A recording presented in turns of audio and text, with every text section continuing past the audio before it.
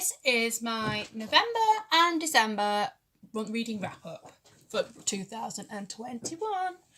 I never did a November wrap-up, so I'm deciding to do them both together because I don't want to miss one out. I read 4 books in November and 5 in December. And I'm going to start with the order I read them in. So for November, the first one I read in November was a book club read. We just joined a book club called the Lab Book Club. It's called the Lab because we all meet up in the Laburnum Inn, which is a pub, and obviously the Laburnum, so the Lab, yeah. So the Lab Book Club. And our first pick for the month was The Distance Between Us by Maggie Farrell. Now, I've not read any books by Maggie Farrell, but I do have Amnet on my TBR, but I haven't got around to reading it yet. This one was wrote a few years ago, I think. I'm not even sure how many years ago it was now. 2004 it was written. What can I say about this? I just didn't get on with it at all, and not many people at the book club liked it. There's only a couple that was okay. This is about, I can't even remember what it's about now, so I've read it so long ago. Stella. About this woman called Stella, and something happened in her past, and she decides to run away and go and stay in this hotel thing, work in this hotel in the middle of nowhere. And then there's also a man who lives in Singapore. I can't even remember his name. He is from Singapore, Jake, and he decides he wants to find out more about his past, who his dad is, I think. And he goes to the place where he thinks his dad used to live, and then he bumps into Stella, and they end up getting together, basically. It was very, very, very, very, very slow burn, and nothing started to happen till towards that much at the end. And basically something happened at Stella's past, and that's what kept you going. But then when the big reveal came, I was thinking, is that it? That's nothing major. So yeah, anyway, I gave it 2.5 stars out of 5. The next read was sent to me by the publisher, and this is Wish You Were Here by Jodi Picoult. Yeah. I have read a Jodi Picoult book before. It was when I was a teenager in early 20s, so going back a bit now. I can't even remember what it was now, which one it was. There's a few on my wish list and TBR list from her, but this is actually the first book I've read by her. This one follows, it's so long ago I've read them, I can't even remember now. This one follows, I'll tell you in a minute, Diana. Her and her husband are planning on going on holiday, but just as they're about to go on holiday, COVID strikes. So her husband is a surgeon at hospital, so he decides not to go on holiday and to stay at home and go to work, basically, cope with the pandemic. She decides she's going to go on holiday. So she goes by herself, and as she goes by herself, she gets to this little island. Where's she going again? The Galileos? What's it called? Galapagos. I can't say that word. I always struggle to pronounce that word, and I've realised it's nothing like I say. Galapagos, or whatever I'm saying. She goes there on this little island, and they're shutting the island down because of COVID. But she says, instead of going back, she decides, I'm going to stay in this island. Anyway, instead of being staying there for 2 weeks, she's there for a few months. And there's hardly any internet there. There's all the shops are shut, obviously, because everybody's gone. Everybody's gone to the mainland. There's only a couple of people there. And it's basically what happens her day-to-day life while she's there, which I actually found fascinating because it's nature, and she's by the sea and she's going for walks. Lovely like that. It's slow, but I love that. And in the meantime, she's trying to send postcards to her husband and trying to emails to her husband, but she only can read them, and he only can read them now and again because obviously she finds it hard to get onto the internet where she is. And he's just telling her about what's happening with COVID, how he's doing, how he's so overwhelmed by everything. He's at work 20 hours a day almost, having no sleep, and the people are dying left, right in front of him. And she's feeling a bit guilty because she's just there. And then eventually she goes home. But then there's a twist. I can't really go into the twist because that will spoil the book for you. And the twist was good, and I didn't see it coming. And I think the book got better the second half. I enjoyed the first book because it was relaxing, and I didn't like listening to the COVID bit. That got on my nerves. I'm sick of COVID. But I actually enjoyed it. But then when the twist come, I thought, oh yeah, Yeah, yeah, it was actually really good, the twist was. So I actually enjoyed this book, and I gave it 4.5 stars. Can't wait to pick up some more by Jodie. After that, I read one that I got from the author. I can't say her name, so I'm very sorry. It's Habia Al-Sandane. I have no idea if I'm saying that right.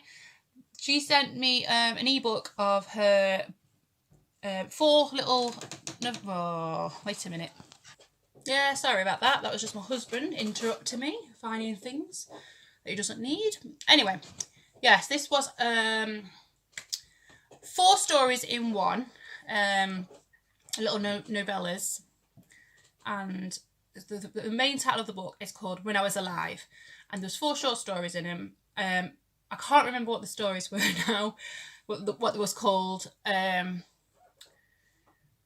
But yeah, it was all right. Apparently, it was written when the author was only 17. So saying that she was only 17, and this was like one of her first work, it was really good. I really enjoyed it. I saved the short stories as well. There was one of them, I can't remember which one it was now, what it was called, but I really enjoyed that one, and I would have liked it if it was actually a longer story. But I would definitely read more for her, especially since that was written when she was quite young, and obviously, as you get older, you improve because you learn more. So anyway, yes, I gave that novellas 3 out of 5 stars. And then after that, I listened to an audio, which was The Maidens by Alex Michaelides. Now, I was expecting to really love this because I give The Silent Patient about 4.5 stars, I think. So I really wanted to get into this. It took so slow going, and I don't understand half of it was about, to be honest. It was about this woman, and I don't know why she come back to this university where her niece went to university there, and these girls are in a club called the Maidens or something, and then they start dying. She comes to investigate it, but I don't know why she's investigating it, because I don't think she's a police officer or anything like that. I don't understand why she's investigating it, unless I've just missed something. But anyway, she's investigating this. She thinks it's the professor and all this, and then tries to get him to confess and all this and everything. And then, yep, that was it really. And then we find out who's doing the murders. I was like, okay. The twist was a bit too far-fetched for my liking. I was like, really? I didn't, it's not something you're going to see coming. No, I just don't know. I only gave it 3 stars, 3 out of 5 stars, but I think I might even lower it now because I can't remember half of it. I would read more Alex Michaelides books though, because obviously I did first enjoy the first one. I think this one was a bit... It's just the twist. The twist was just... And it was a bit slow going, and then the twist didn't do it for me. So there's all the books I read in November, and then we started on December. Now I've just realised I've got the book and I haven't got it, so let me just find it. Okay, this one was sent to me by the author. This one is by India Watson, and it's called Vampire Problems. Just using my chat. Yeah. This one is about a girl called Harriet, and guess what? She is a vampire. She's about 400 years old, and she goes to a university at night, which is for vampires. There's also werewolves in this book, demons and witches. And her tutor, professor, whatever you want to call him, is a demon, and he gets shot in the head. But demons do not die. They grow back their bodies and grow into somebody else. But she wants to know who shot him, and she goes trying to find out who shot her professor, or tutor, we call them. And along the way, she finds out more demons and more witches are going missing. And she gets her friends, she makes some friends along the way, and then she gets all these involved, and they all try and find out what is going on. Where are these witches and demons disappearing to? And guess what? I really loved it. I really liked it. I thought it was really enjoyable. I can just imagine this as like a teenage film thing. Do you know what I mean? Like a slapstick comedy teenage film with vampires. And it was really good. And there was more books. She wrote more books, but with Harriet and all these vampires and demons and werewolves and everything. I'll definitely read them. I picked them all up because I really enjoyed it. I only gave it 3.5 stars, but I don't know why I gave it 3.5 stars. I think I'd give it more actually, because 4 or 4.5. Because thinking back of it, I still can remember quite a lot of it. and I really enjoyed it. So yeah, I'm going to up my thing to at least 4 stars. So it's definitely at least 4 stars. And I actually really like the cover as well. It's good, isn't it? Yeah, so if you're into vampires and things like that, and I think she's supposed to be like 18 or she's 16. Well, her body is that age. She's actually 400 years old. But yeah, I'd definitely recommend that one. Someone's knocking at my door. Anyway, the next one after that was my second book club read. And this one we chose State of Treason by Paul Walker.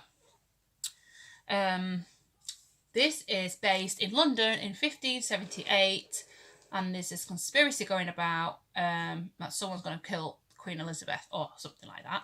And they ask, what's his name, William Constable, to help out because he is an astrologer, and he's got this secret code of an astrology thing that says the Queen's going to die, and then she's got a secret daughter or something like that. I can't really remember properly, but he has to uncover who it is and everything like this. And I got a bit confused with some of the names. Some of the names quite similar, and there's quite a lot of different people in, and I got a bit mixed up with that. But overall, it was an okay, like, I wouldn't say war story, but it's like, what would you call it? You know, like, it's like the Elizabethan times. I don't even know what you'd call it. It's not war book, but it's like, I don't know, conspiracy and things like that. Do you know what I mean? And then he starts to fall in love with this woman called Helen, and I like the love story in it. Not loads of love story, but a little bit, and it was quite good. Anyway, yeah, I gave it 3 out of 5 stars. It was okay.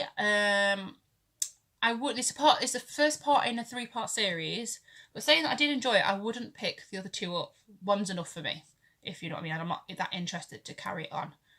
But yeah, it was okay, 3.5 stars. Then after that, I listened to another audiobook, which was The Noise by James Patterson and somebody else, but I can't remember who the person is. But I'm just going James Patterson because I think he was the main writer. This one, did I say I listened to it on audio? I can't remember now. Yeah, I listened to this on audio, and it starts off with these 2 girls. One's like a teenager, one's about 8 or 9. And they're running, and the mum and dad put them in the basement because they could hear this big massive noise. There's a big noise going on. And the mum and dad put them in the basement to try and protect them from whatever's happening outside, this noise. And then after the noise stops, the girls come out and find that everybody's like dead or disappeared. So the government, this is based in America, I think. Obviously, yeah, it is. And then the government put some experts together to try and figure out what this noise is, where's it coming from, what's it doing, how can they stop it. So they go investigate that and everything. And then all of a sudden, the noise thing starts happening in different places, and it makes the people who hear it want to run. They just stop whatever they're doing and they just run. They just run, and they all run in the same direction, and they're all running to wherever they're going. But they don't even know actually where they're going. You have to try and figure that out as they go along. And I really enjoyed it. It was really good, actually. I can really imagine watching that as a film. It's really hard to explain what happens in it, because it sounds like quite thingy. It's like, oh, is it aliens? Is it the government doing some kind of experiment? What's going on? And there was some few twists and stuff. And the twist was like, oh my God, a real on twist. I was like, oh my God, that's really good. You know, I couldn't believe it. It's like, it was really good. And I could just imagine it as a film. I want to watch it as a film. Anyway, I gave that 4 out of 5 stars, and I quite enjoyed that one. And then after that, I won a giveaway on Instagram, on my Tea and Book Lover Instagram.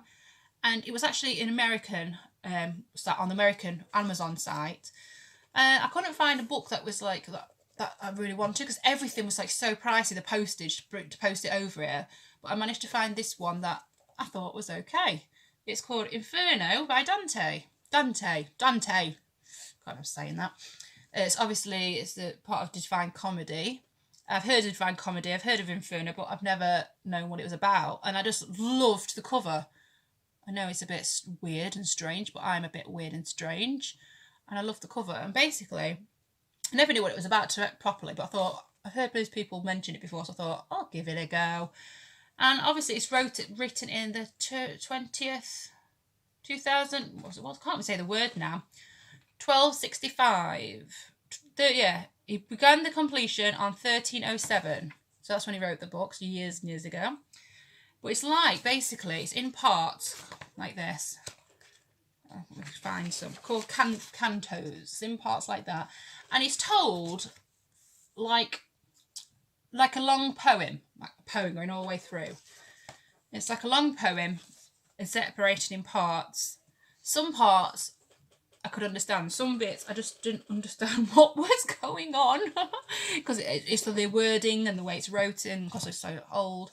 There is actually, in this book, there is notes at the back to tell you about how is it related to real life, the real people it's talking to about, what is supposed to be happening if you don't know what's going on. But and it's about this man who's been taken to hell and he's been shown down through the different levels of hell. It was very weird. No, not for me. It felt more like I was reading it for schoolwork or something, not for pleasure. It was like I was doing it, like trying to write an essay on it or something. So I didn't enjoy it. There's odd parts I did like, but half of it I didn't understand. It just went over my head. I love the cover though. So yeah, 2.5 stars for me. Cover 5. And then my last but not least was Snowed In at B&B. No, that's not right. Snowed In at Snowflake B&B. Now, I got this free off Kindle. I just saw it. I thought, I want a Christmassy read. I'm just going to go for it. So I just randomly picked that one off of Prime Reading. It's called Prime Reading, yeah. And this one's by Kelly Hales. I can't remember. And it's about this woman. I've completely forgotten her name. Sam. This woman called Sam, and she goes to work at a B&B that she's worked at before, and she's also been like brought up living around that area, but it's been taken over by a new guy who's an author, and he's just brought this random B&B to get away from his ex-wife and to start trying writing again. He has no idea how to run a B&B, what he's doing. Some guests come to stay over the winter period, and it gets snowed in. So she comes to the rescue and helps him try and run the B&B. She was there just for like cooking, but she's like doing everything else as well. And then they end up liking each other. And it's all sweet and lovely and cosy. And I loved it. It was lovely. It was just a perfect cosy Christmas read. I gave it 4 out of 5 stars and I just really enjoyed it. Can't say more than that. Now, for my reading goal for 2021, I did hope to read 60 books, which is my highest I've read each year, but I only managed for 59. I was at an audiobook, and on New Year's Eve, I was listening to it, and I had 4 hours left of my audiobook on New Year's Eve, and I thought, shall I just listen to it? But I couldn't, because I was helping my husband make a buffet, because I was having a little New Year's Eve party just for our family. Do you know what I mean? Us 5. It was our 5 of us and like a massive buffet. So I didn't have time to read it and listen to it because my husband kept talking to me and I was like kicking me his phone like, what? So I just had to put it down and I finished it 2 days later in January. So now I'm classing it as a January read. So yeah, I read 59 books out of the whole year. My favourite book was Under the Whispering Door by T.K. Clune. Yes, I gave it 5 stars. I love that book. And my second favourite book of the year was The Four Winds by Kirsten Anna. So I'm hoping to read, I've set my goal for 60 books this year. I've read my first book, which was the audiobook. I've started on my second. So hopefully I will definitely reach 60 books this year. So I'd love to know what you've been reading. What was your favourite book of 2001? What do you hope to read this year? And how many books do you hope to read this year? And anything else you want to tell me, leave me a comment below.